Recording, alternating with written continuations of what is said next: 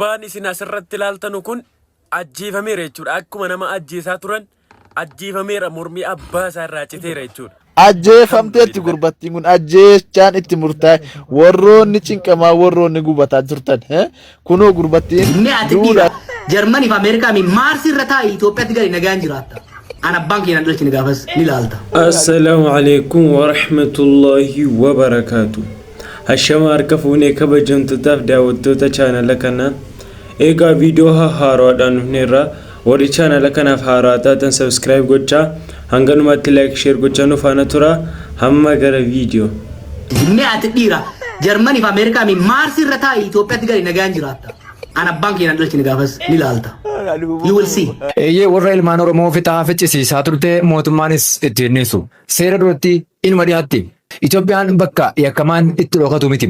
Seera abbootii seeraa, abbootii alangaa, poolisiis akka ajaa'ibaatti qabdi. Oromoonis matuma isaanuu seera qabam, safuu qabam, gadaa qabam. Kan safuu cabsite akka itti adabatu seeraaf tumaa ni qabam. Seeraaf tumaa sanaanis ni gaafatam. Qaamni seeraa Itoophiyaas yakkamaa maqaa sabaa fi biyyaa nyaatu kan lubbuu hiyyeessaa balleesse kamuu hin dhiisa jennee hin amannu. Yakki fagootti raawwatus seera jalaa miliquun hin danda'amu. Seerri hin samu. Hin badusin hin masii eeggatamu.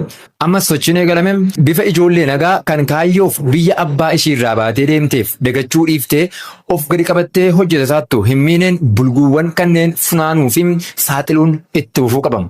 Warri Saa'udii keessas teessee fagoorraan harka keessa naqattee kaayyoo addaan duubaan ilmaan Oromoo wal ficcisiisaa daldala ishee daldalasaattus gaafatamuun ishee seera duratti dhaabachuun ishee hin oolu. Warri Awurooppaa fi Ameerikaas ta'anii harka isaanii keessa dirachuun bulguu nyaatee dhuguu malee waa hin yaadne fayyadamanii lubbuu miskiinaa fi ilmaan namaa ficcisiisaa jiran qorannaa dhugaa fi haqaa kan ragaa irratti hundaa'een saaxiluun seeratti akka dhiyaatan gochuun baay'ee barbaachisaadha. Dubbiin eegalame kun lafatti hafuu hin qabu. Let's go itti hafufu. Bulguun safuu cabsee ilmaan namaa TikTok laayivii irratti qabu hojii harka isaa argachuu qaba. Egaan sinima karatamaa jirtu odeeffannoo dabalataa fi ammas maatiif warra waltoonni gatanaa kaleessa irraaf soba. Nagaan tura. Jawaar Mohaammed osoo hin dinqisiifatin namni darbe cubbamaadha jedheen amana. Jechi ni dandeessa jedhu Jawaar Mohammediif xiqqaadha jedheen amana. Sababni isaa waggoota darbe Suudi Arabiyaa keessatti wal ajjeesee namni wal qalee wal godhee jaarsi biyyaa baatee Oromoon guutuun baatee falli dhabame. Namni wal dhaga'uu didee waliin buluu dide. Imbaasiin maal jette hin jenne akka waan dhageenyetti callisee dhiise. Guyyaan lamman bara kana keessa ta'e sayyaduu kana ta'e Jawaar dhufee keessa seenee kaanseeraan qabsiisaa. Imbaasiin illee eega Jawaar dubbate gabbayee tarkaanfii fudhachuu eegale. Kun kana 100% wanti nuti amanuu dandeenyu garuu eega Jawaar dubbateeti.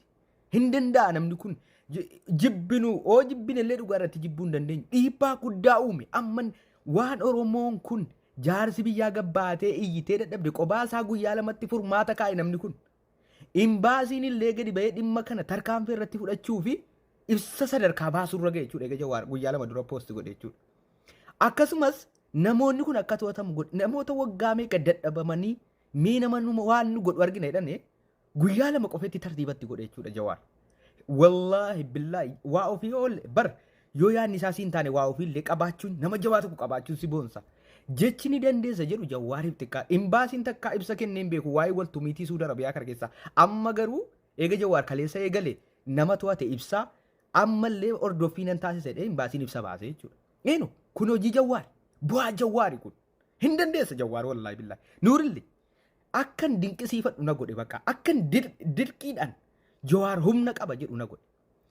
Jawaar miti naan jechuu dandeessu barreen gaddaas wal qalaa ture namni dubbate hin jiru bar halala Jawaar gaafa inni dubbatu biyya keessaa biyya alaatii mootummaan illee jechuudha. Eenu bakka nu jiraadhu Jawaar.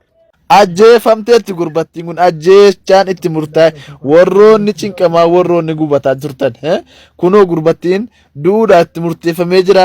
Wallaahi warroonni gubataa turtan akiyyaa kuni viidiyoo kana sheer gochuun gammachuu keessan ibsadha. Alhamdulillaadha koomentii jalatti.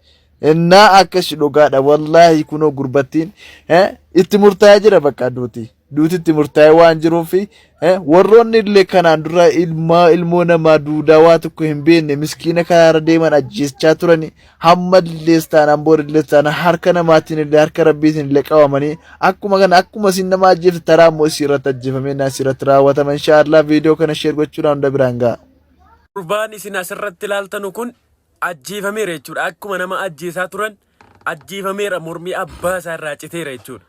alhamdulillah gana hunda haadha see jechuudha tokkoon seetiin qabne gana morma seerraa kunne jechuudha hunda haadha see dagalgala akkuma nama gorraasisaa turan innis gorraameera jechuudha macarrashaan nama qooftuu kana jechuudha hamma nama meeqa tafee nama 10 wayii tafee jechuudha hunda jaraa tokkoon qabnee morma jaraa irraa gachisiifne jechuudha akkuma miskiinni keenya gubatan hamma jara kana gumnutti amma maatiin jaraa gubatanutti hin dhiifnu jechuudha nuti gadiin teenyummata gorraameera bakka akka waan gorraametti ilaala amma qabameera gorraamuuf gurbaan Jawaar Mohammad jedhamu akkuma beekamu ka waa'ee amma dhimma ijoollee Saudi Arabiyaatii wal qabatee haasa'a waggaa 3 dura haasa'e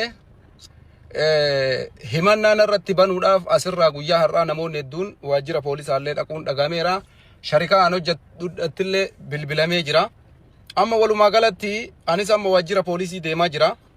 Hojiin eegalee jira argaa jirtaniimi dhaamsa obbolummaa tokkoon isinii qaba. Ijoolleen teenna diyaasfooraa biyya warra Saudi Arabiyaa keessa jiraatiin biyya biraa keessa jiraattanii yakka Saudi Arabiyaa keessatti hirmaattan warri argitanii gara WhatsAppiitiin haa ta'u gara TikTokiitiin haa ta'u garee uumtanii yookaan yaadaan achi keessa galtanii achi keessatti hirmaattan fokkoruu dhiisaati gadi bayaa viidiyoo dalagaa uummata Oromoo dhiifama gaafadha.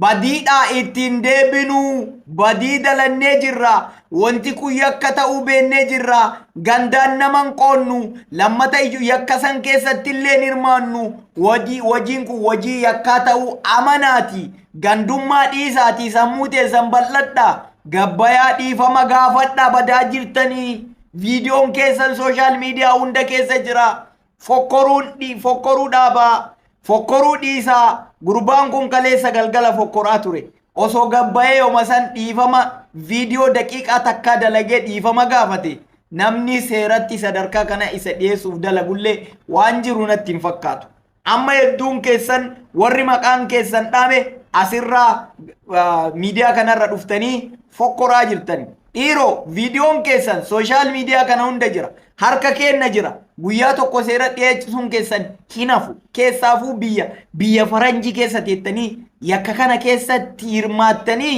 yoo araadaa hin ta'in qilee bu'uu deemaa jirta kun dhaamsa kiyya dhaamsa obbolummaati gadi bayaa namni waa ofitti beeytan gadi bayaa viidiyoo dalagaa dhiifama gaafadhaa uummata Oromoo yakka kana keessatti lammata hin deebinu jedhaati dhiifama gaafadhaa wanni dhiifama caaleen jiru kun yaada kiyya yaada obbolummaati kuni barnoota guddaadha viidiyoo kana immoo koppii linkii sheer gochuun Video har'aaf qabannee dhufne waan kana fakkaatuuf hanga viidiyoo biraatti dhufnutti wassalamu alaikum wa rahmatullahi wa barakatuh.